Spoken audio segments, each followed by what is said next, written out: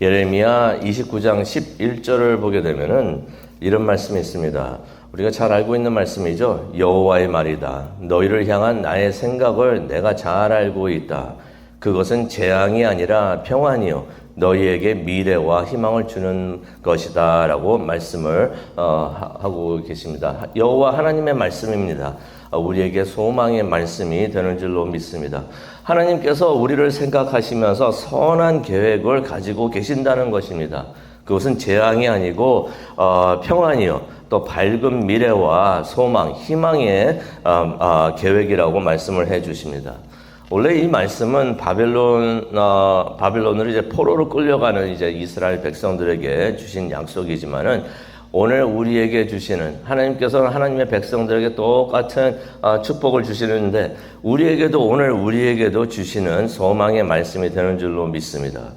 그러면 생각을 해봅니다. 주신다고 하셨는데 언제 하나님께서 우리에게 평안과 미래와 희망을 주실까 생각을 해봅니다. 각자마다 또 그럴 축복을 받는 그 시기가 다를 수 있는데 궁극적으로는 주님이 다시 오시는 날, 그날이 소망의 최고를 보게 될 줄로 믿습니다. 이사야서 32장을 오늘 보는데요. 32장이 바로 그날을 보여주고 있습니다. 그날을 우리에게 설명을 해주고 있는데 바로 주님이 다시 오셔서 그의 나라를 세우시고 또 온 세상을 우리를 다스리시는 바로 그 날에 대해서 설명을 해주고 있습니다. 1절부터 우리 보기를 원하는데요. 1절을 보니까 한 왕이 공의로 다스리는 날이 올 것이다 라는 내용의 말씀을 하십니다. 이 왕이 누굴까요? 메시아를 말합니다. 그가 왕으로 오셔가지고 공의로 다스리신다고 하십니다. 그러니 그의 아래에 있는 모든 지도자들은 또 정의로 다스린다고 말씀을 하십니다. 그러니 온 세상에 불공평과 부정함과 억울함 이런 것들 때문에 우리가 많이 힘들어하는데 이것들이 다 사라지고 오직 하나님의 공의와 정의만 존재하게 되는 것을 우리가 보게 됩니다. 그러한 하나님의 나라에 들어가는 사람들은 다 누구인가? 다 하나님을 믿는 사람들, 하나님의 백성들이 우리가 되는 것을 우리가 알게 됩니다. 하나님을 나의 주님, 나의 하나님으로 고백하는 사람들, 하나님을 찬양하는 사람들이 그 나라에 들어가서 하나님의 다스림을, 메시아의 다스리심을 받는 줄로 믿습니다. 하나님을 예배하고 하나님을 섬기는 것을 기쁨으로 여기는 사람들, 이 사람들이 바로 하나님의 축복을 받는 은혜의 사람들이 되는 줄로 믿습니다. 2절을 보게 되니까 그들은 모두 하나님의 백성들로부터 특별 보호를 받는다고 말씀하십니다. 바람과 폭풍을 피하게 되고요. 시원한 시냇물을 얻게 되고 또 그늘이 그들을 지켜 보호할 것이다 라는 말씀이 있습니다. 주님이 다스리시니 3절이 되겠습니다. 모든 사람들이 영적인 것들을 다 보고 듣게 된다. 이사야서 32장 3절을 보게 되니까 영적인 것들을 이때는 다 보고 듣게 된다. 이게 참 얼마나 큰 복죠. 이게 축복이 되는가. 이전에는 보지 못했는데 보려고 해도 보지를 못했는데 말씀을 보려고 해도 말씀이 이게 봉인된 책이 돼가지고 29장에 나오죠. 읽을 수도 없고 하나님의 뜻도 깨달게 못하게 되는데 이제는 다 보인다고 합니다. 그리고 또 다 듣게 된다고 합니다. 하나님의 말씀이 선포될 때 하나님의 음성을 다 듣게 된다는 것입니다. 하나님의 공의를 보고 그의 말씀을 듣게 된다는 것입니다. 이게 얼마나 큰 축복인가 다시 한번 생각을 해봅니다. 그러면서 4절을 보게 되니까 그들이 하나님의 말씀을 깨닫고 진실을 말하게 될 것이다 라는 말씀이 있습니다. 5절을 보니까 어리석은 자들은 더 이상 대접을 못 받는다고 합니다.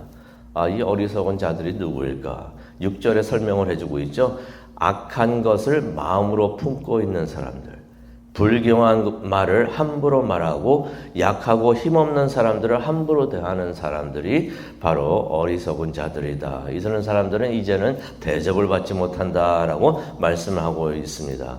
하지만 이제 하나님의 사람들, 8절에 나오죠. 이들은 누구인가? 선한 일을 계획하고 약하고 힘없는 자들에게 선한 일을 하면서 사는 사람들이 바로 하나님의 사람들인데, 이러한 사람들이 대접받는 날, 이러한 사람들이 축복받는 날이 될 것이다 라고서 설명을 해주고 있습니다. 그런데 메시아가 다시 오시면은 심판이 반드시 있을 것이다 라는 말씀이 있습니다. 그러니 9절을 보게 되니까 심판이 없다고 안일하게 생각하지 말라라는 말씀이 있습니다. 솔직히 있습니다. 지옥이 없다라고, 하나님은 사랑이시는데 심판은 무슨 심판, 지옥은 무슨 지옥, 없을 것이다 라고 생각하는 사람들도 많이 있습니다. 그렇게 생각하지 말라는 것입니다. 10절을 보니까 1년 남짓 지나면 너희가 당황하게 될 것이다. 아수르가 공격해 올 때도 그랬고, 바벨론이 공격을 해 들어올 때도 그랬고, 이런 일은 없을 것이다 라고 생각하는 사람들이 많이 있었는데, 앞으로 아수르가 침범하고 또 그 뒤로 바벨론이 공격해 오는 것을 암시해 주는 말씀이 됩니다. 메시아가 오셔가지고 악을 행하던 어리석은 자들을 심판하는 날이 반드시 올 것이다 라는 말씀을 성경은 기록을 하고 있습니다. 심판의 시간이 오는 것을 어떻게 아는가? 10절을 보니까 포도 수확이나 열매를 추수하지 못하게 될 것이다. 아수르가 침범하여 가지고 땅을 황폐하게 만들게 될 것이라는 것을 암시하고 있는 것입니다. 그러니 11절에 이런 말씀을 하십니다. 영적으로 안일한 자들아. 그런 날이 오지 않는다고 생각하니까 안일하게 생각을 하겠죠. 마음 편하게 생활을 하고 있겠죠. 그렇게 영적으로 안일한 자들아 떨고 회개하라 라는 말씀을 11절에 하십니다.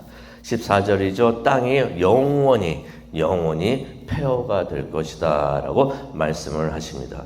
앞으로 오는 심판이 있을 터인데 절대로 가볍게 생각하면 안 된다는 것입니다. 그 시간은 바로 고통의 시간이 될 것이라는 것입니다.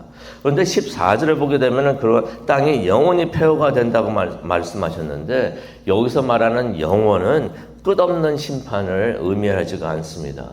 하나님께서 하시는 그 심판은 끝이 있습니다. 그러니 우리가 생각하는 그러한 영원이 아니라는 것이에요. 이사야서 15절을 보게 되니까 황폐함이 마치게 되는 그 미래를 이사야가 보게 됩니다. 그러니 그때는 유다에게 내려지는 심판은 사라지게 된다는 것이에요. 영원하다라고 느껴지는 그 심판이 마치게 되고 지나가게 된다는 것입니다. 그러니 에레미야 29장 11절에서도 말씀하고 계시는 그 재앙이라고 느껴지는 시간은 반드시 지나갈 것이다 라고 말씀을 해 주십니다. 그리고 주님이 약속하시는, 축복하시는 미래와 희망, 미래와 희망이 있을 것이라 말씀하셨는데, 밝은 미래와 희망의 시간이 온다고 말씀하셨는데 그 시간이 올 것이라는 것입니다. 그 시간이 오면은 재앙의 시간은 마치게 되겠죠. 그래서 15절을 보게 되니까 마침내 하나님께서 그의 영을 부어주신다고 하십니다. 성령을 우리에게 하나님의 사람들에게 부어주신다고 하십니다.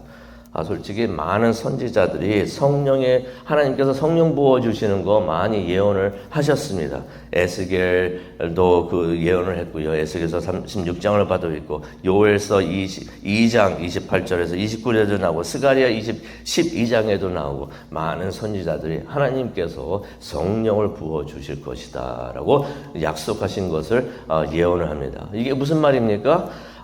하나님께서 그의 백성들에게 그의 영을 반드시 부어주신다는 것이에요. 믿으십니까? 반드시 부어주신다는 것입니다.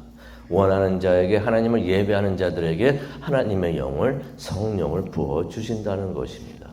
우리가 그런 기도하기를 원합니다. 나에게도 부어주시옵소서.